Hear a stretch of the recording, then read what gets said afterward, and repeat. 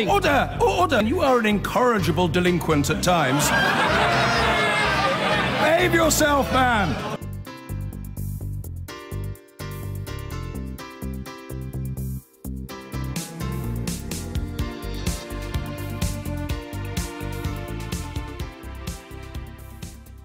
Glad you're not in China. So, Theresa May is in China with a 50-strong trade delegation, including BP, Jaguar Land Rover, as well as smaller firms and universities, including Manchester and Liverpool. She will see many in the Chinese leadership, including President Xi Jinping. Trade and investment dominate the agenda, though Mrs. May might also raise human rights. I'm sure the Chinese will look forward to that. The Prime Minister is on the other side of the world, but her leadership woes are following her. En route to China, she told the press corps travelling with her that she's, quote, not a quitter. But she conceded the Conservatives need to ensure that we do speak about the achievements that we've seen. That's also a quote. This is what she had to say at a press conference in China earlier today. Yes, we do need to do more, and we do need to ensure that we are talking about what we have already achieved to those young people who worry about whether they'll get their own home, to those parents who are concerned about the education their children will be getting, to people who are worried about the jobs for the future for their children. And that's what we will be doing, and I'm committed to delivering on that. Prime Minister in China. Mark Field, exactly what achievements should you be talking more about? Oh, heavens. I mean, look, we've got the lowest unemployment for 40 years, the highest number of people ever in employment, despite all of the concerns and the clear uncertainty of the Brexit negotiations over the past 18, 19 months since the vote. We've now got some real growth, better growth than was anticipated in the economy, and though lower in growth than might have been expected. Well, I don't think that's the case at all. But we were told that lower growth than almost anybody in the G7. We were heading into a massive recession. That was what we were told in advance of the. That was your government that told us that. It was the government, again on the basis of independent analysis, and we're going to talk about that later on. In no, the it was the Treasury. Of other things. Well, independent Treasury-related analysis. No, just the Treasury. Well, but here's the other thing. I mean, the other positive thing again is that we are paying down the deficit far more quickly than was anticipated. So there's a lot of good economic news. I think we've also got progress in. So why aren't you talking more about it? Well, I wish we were talking more. I mean, dare I say it, the one and only question that your correspondent asked Theresa May out in Beijing was to do with the tittle-tattle and triviality of British politics, rather than asking about the strong relationship we have with China, why she's there, why she's bringing not just professional and financial services people, but actually people from education, which is a tremendously important business for the future, where we have over 155,000 Chinese students here in the UK. Okay. All of this is a good news story globally, as well as for the UK here. When she entered Downing Street on the steps, she spoke about tackling, quote, the burning injustices in Britain. What burning injustice have you extinguished? Listen, I think what she said, and I think many of us agreed with very much that the sense of that vision. What have you done? It is difficult, without having a majority in Parliament, to drive as much of the legislation forward. But I think what she also said was this was an issue for not just a short-term, a single parliamentary term. These are issues that we have to face for decades ahead. And I think in relation to what we're trying to do to make work pay, I mean, all the controversy about universal credit, but making work pay is an important part of that. So in what way has the Commons stopped you from extinguishing a burning injustice? Listen, as I say, this is a long-term strategy and programme. The notion that was going to happen within a matter of months or even a So nothing's happened yet in that? No, I think a lot is going on behind the scenes, and I speak to my ministerial colleagues across the board in a lot of the domestic ministries, and they have some exciting plans, and I just hope that we will be able to bring other political parties with us, because obviously to get legislation through will require that. You talk about the press concentrating on what you describe as tittle-tattle. Yeah. This is serious questioning of the leadership of your party by your party. An ex-Tory minister says policy making with the speed of a tortoise. Tory grandee Nicholas Soames, this government is just dull, dull, dull. Another cabinet minister says we're run by a visionless mediocrity. Well, that's your own side. Andrew, you will remember in the dim and distant past when I had my differences with past leadership of the party. And so I can understand certain colleagues being frustrated if they're no longer part of the team. But I think they need to look beyond as I say, the tittle-tattle of politics. They need to look and say, for the interest of our country, we've got a very difficult process to get through Brexit, which needs to happen, and I think the resilience and the sense of duty that Theresa May shows is something that I find my constituents write to me. They're not saying we want a leadership election or saying anything disparaging about Mrs May. They admire her resilience and her sense of duty. The Prime Minister on her visit to China has forecast a golden era in trade relations while being dogged by rows over Brexit and personal attacks back home. Theresa May says she's won assurance that Beijing will further open up its markets to the UK, but has also been forced to insist that she's not a quitter following days of criticism of her leadership from her own party. Our political editor, Laura Kuenssberg, is travelling with the Prime Minister. Even the most carefully planned entrance can go a touch awry. A bit of pushing and shoving, not the political kind this time. Asia's red carpets, though, hardly provide a rest. Theresa May's here to do business, but the Tories are trading in her future at home. She, envious perhaps of that kind of discipline, is trying, well, as she might say, to get on with the job. Although I may be visiting in winter, I have had the warmest of welcomes, for which I am very grateful. But to get things done, leaders have to be able to lead. The Prime Minister says she will fight on, but concedes something has to shift. Prime Minister, on the journey here, you acknowledge that you and your government have to do more to be convincing. What is it that you plan to do differently, and will you stand up to your critics? I think that there are many people in the United Kingdom who want to ensure that they and their families can achieve the British dream of ensuring that each generation has a better future than the past. And yes, we do need to do more, and we do need to ensure that we are talking about what we have already achieved. But her Chinese counterpart provided cheer, dangling the prospect of a future trade deal after Brexit, with the start of formal conversations to scope it out.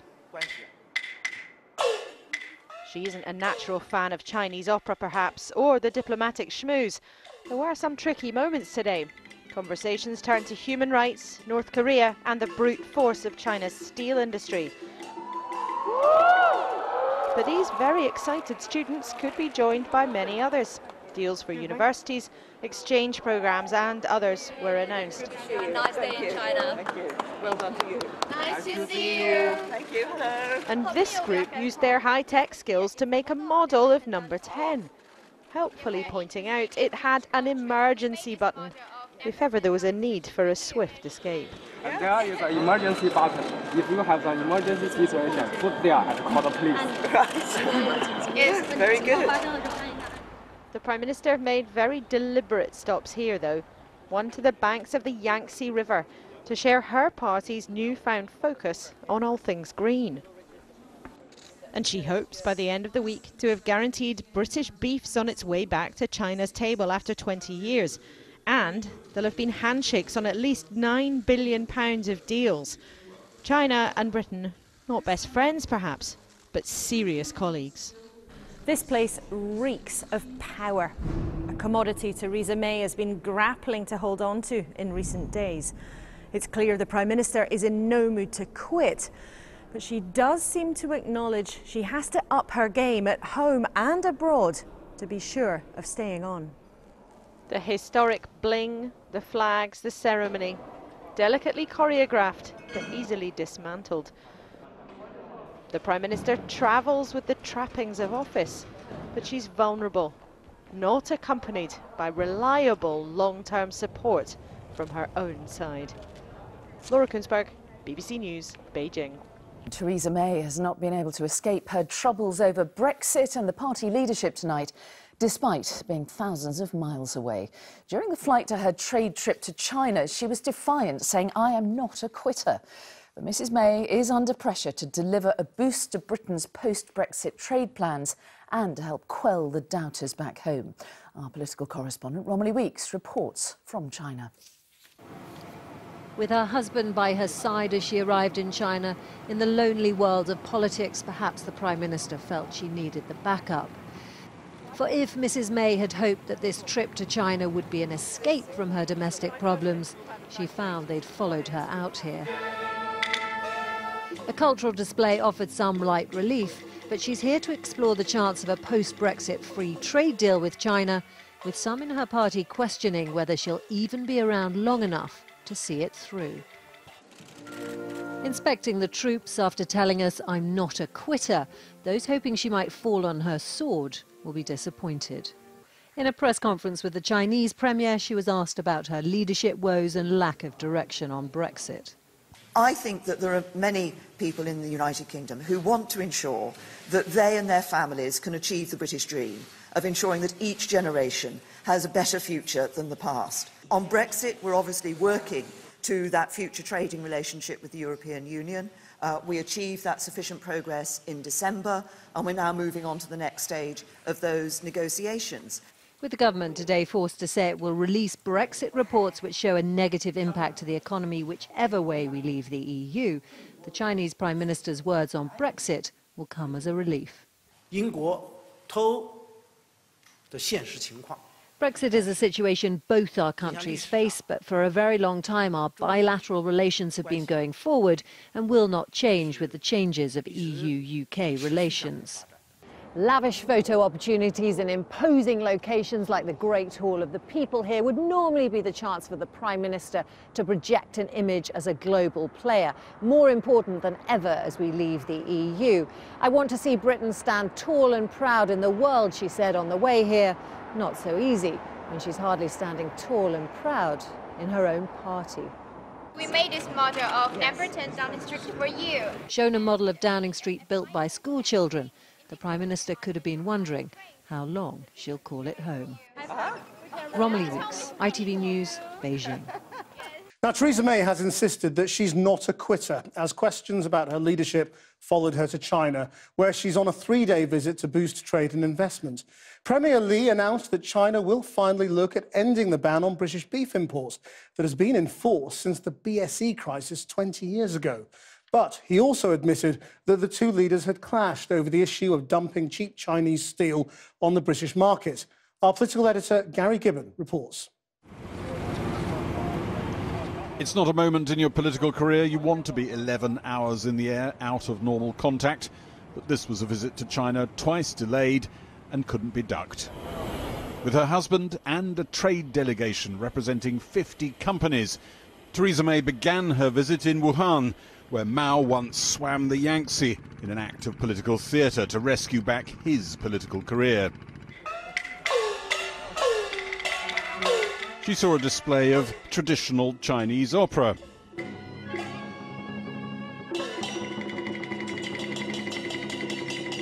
So you would consider it free when you can be reached by your manager and... School children showed off their English and their debating skills. Prime Minister May, welcome to Wuhan. Nice to see you. Thank you. Hello.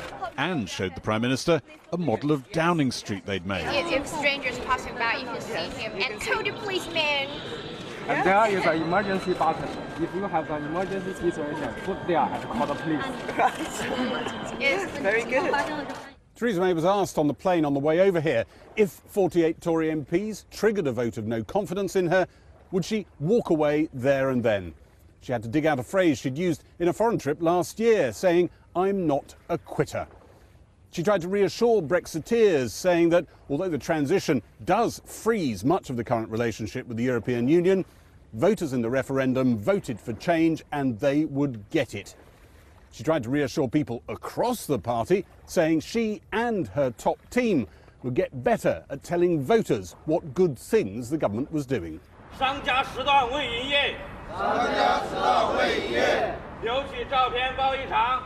A food delivery team starts the day with a motivational routine. They like their politics pretty regimented here too. The hosts had hoped that after this welcome, Theresa May would sign up in unqualified support of China's One Belt, One Road, trillion-dollar infrastructure programme connecting Asia, Europe and Africa. But Theresa May criticises China for keeping most of those contracts to itself. And Premier Li remembered other tricky subjects she'd brought up in the room today. We're working together to tackle global and regional security challenges such as North Korea, modern slavery, threats to aviation security, and I'd just like to say a few more words of detail on each of these.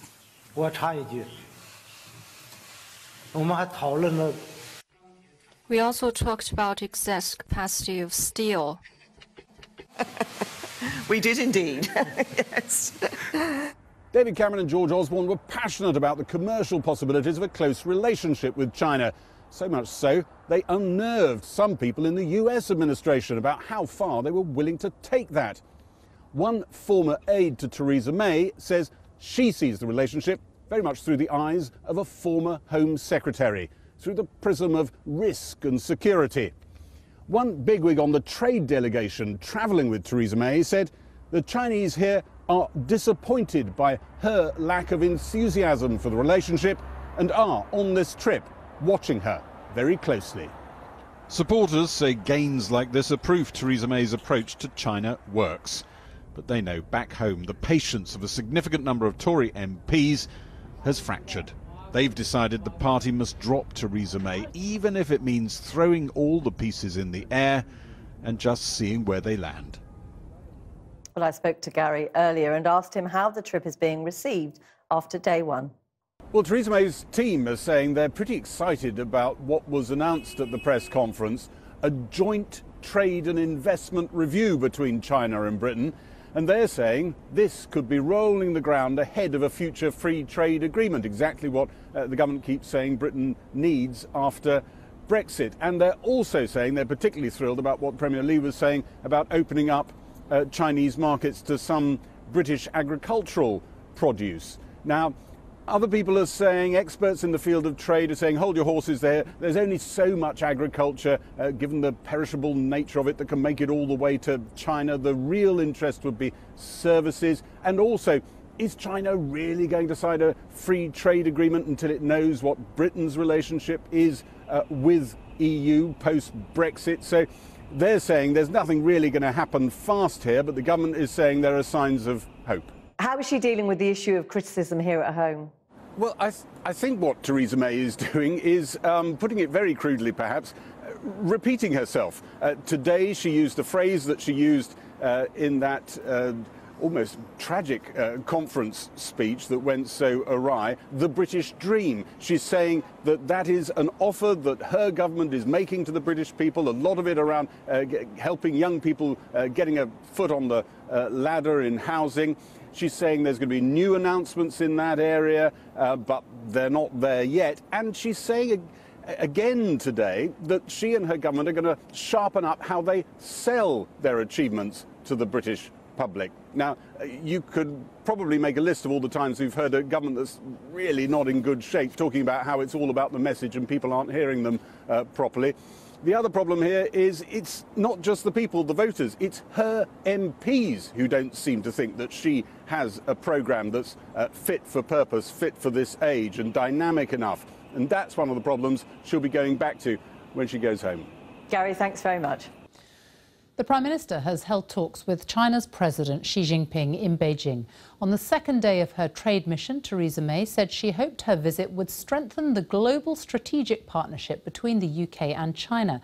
Downing Street says the issues of North Korea, protecting the environment and human rights were also discussed. From Beijing, here's our political editor, Laura Kunsberg. Watch what I do, not what others say. Theresa May wants you to judge her actions, not her critics' words. Taking tea with her husband and one of the most powerful men in the world. Lapsang Souchong, no less. Maybe that's what they drink in number 10. Her journey of thousands of miles has been for more than a cup of tea, but to shake on billions worth of business deals, despite frank talk on Hong Kong and North Korea too. I've been pleased to bring a very large business delegation here.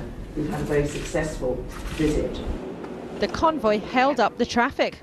A big charm offensive to help business sign on the dotted line. A Brexit-friendly diplomatic visit, complete with bags.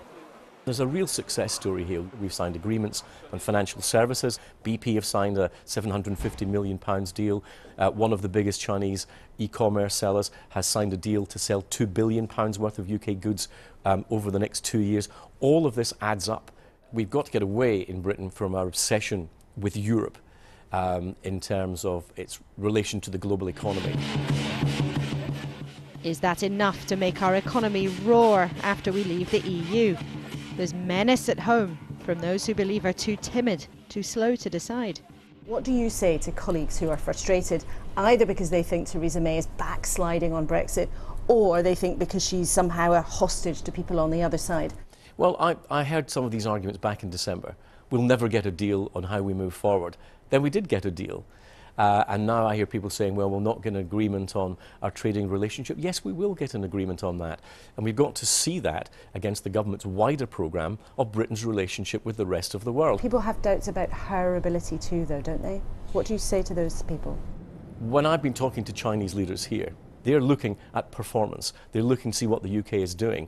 And they look at the Prime Minister in a different way than some of, let's say, the internal tea room discussions in the UK do. So some of your colleagues are too obsessed with themselves, do you think? Too obsessed with Westminster? I think that in Britain, there's always a tendency to focus on Britain. Inside Europe, there's a tendency to focus on Europe. Both should be focusing on the big world that's outside. But while Mr. and Mrs. May were roaming Beijing's Forbidden City, someone who was a crucial part of the Tory empire was urging those MPs to make her listen. The Conservative Party must offer to the country a big plan for the future, big ideas, big vision, whether it's transforming schools in the north of England or a plan to engage with the rest of the world like China, or indeed a form of Brexit which is not as economically damaging as some of the forms being proposed. I would humbly suggest that's what's required. It suits the Prime Minister's allies to present the ructions at home as parochial difficulties or a few petty disputes. But the divisions matter, because before too long she has to make big decisions that will shape all our futures and Britain's place in the world. With plenty of others competing to drive, the back seat is getting pretty crowded. Laura Kunzberg, BBC News, Beijing. Oh, good questions about her leadership have followed Mrs. May to China, where she's trying to garner support for that post-Brexit trade deal. Well, our political correspondent Romilly Weeks is travelling with the Prime Minister, and she sends this report. The Prime Minister took tea with the Chinese President today in a ritual that was long on ceremony and full of polite nodding. After a lengthy lesson on types of tea leaf, Mr. and Mrs. May appeared delighted to find some common ground with their hosts. Well, lapsang is still drunk in the UK. It's just like we drink lapsang. Yes. The leaves, yes. We drink lapsang. Yes, very good. It was the shape of a future trade relationship between the two countries that was really on the agenda today. Although if he's been reading the British papers, President Xi could be wondering how long it will be Mrs. May that he's in negotiations with. The International Trade Secretary here in China too suggested the decision on how much longer the Prime Minister stays in the job rests with her. Do you think she'll still be leading the party at the next election? I will give the full support to the Prime Minister. As long as she wants to lead my party, I think she is doing an excellent job, and I do wish more of my colleagues could see the sort of leadership and commitment and positive agenda that's being projected for Britain here in China. I welcome the investment that has been made in the United Kingdom. There were warm words on current trade links, but significant voices in the business delegation doubt that the chasing of a free trade deal with China is the right way to go. If we stay within a customs union, and that is what we think is best for Britain and best for jobs, we can still build trade in China. We can do the two things at the same time.